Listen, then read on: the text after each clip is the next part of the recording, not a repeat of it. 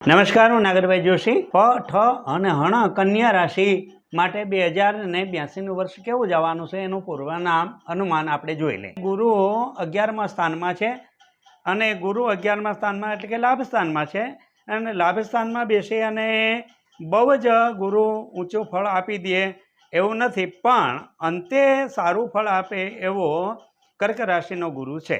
હવે ગુરુ મહારાજની દ્રષ્ટિમાં જે સ્થાનો આવે છે એ સ્થાનો બહુ સુપર પાવરફુલ બની જાય છે. તો ગુરુનું સ્થાન, ગુરુ ગ્રહથી કુટુંબ સ્થાન ઉપર નજર પડે છે એટલે કુટુંબના સ્થાનને ગુરુની દ્રષ્ટિ હોવાથી કુટુંબમાં સારા પ્રસંગોનું આગમન થાય અથવા તો કુટુંબની અંદર સુમેળનો એક માહોલ બને.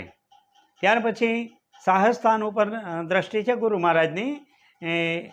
ગુરુ મહારાજ 11 થી 5માં જોવે છે, એ સાહસ સ્થાન છે અને આ સ્થાન મજબૂત બનવાથી મિત્રો અને માર્ગદર્શકો દ્વારા તમારા ભાગ્યનો ઉદય થાય એમ છે. જ્યારે 9મું સ્થાન એટલે કે કુંડળીનું 7મું સ્થાન પત્ની, ભાગીદારી વગેરેમાં પણ ગુરુ મહારાજની દ્રષ્ટિ હોવાથી આ સ્થાન ખૂબ જ મજબૂત બને છે.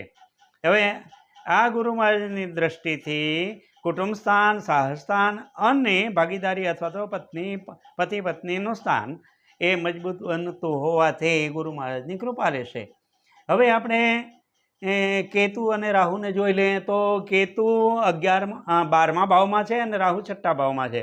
રાહુ 6ઠ્ઠા ભાવમાં હોવાથી મિત્રોમાં ક્યારેક ફાટફૂટ પડે અથવા તો મિત્ર છે એ આપણે શત્રુ લાગવા માંડે ને શત્રુ પણ મિત્ર લાગવા માંડે, આવી વિરોધાભાસ ઘટના બનવાનું કારણ છે.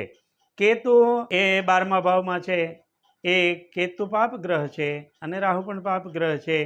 એ ગમે એટલા સારા થાય તો પણ એ સારું પરિણામ આપી શકતા નથી. એટલે જ્યારે લાભ ભવનને અસર કરતા હોય અથવા તો મિત્ર ભવનને અસર કરતા હોય એવા પ્રશ્નોમાં કાળજીથી અને ધીરજથી કામ કરવું પડશે.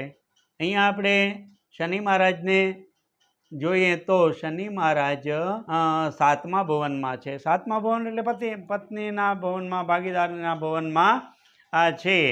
તો પતિ પત્ની કે ભાગીદારીમાં તમે આળસ અને પ્રમાદ કરતા હોય એવું મને જણાય છે.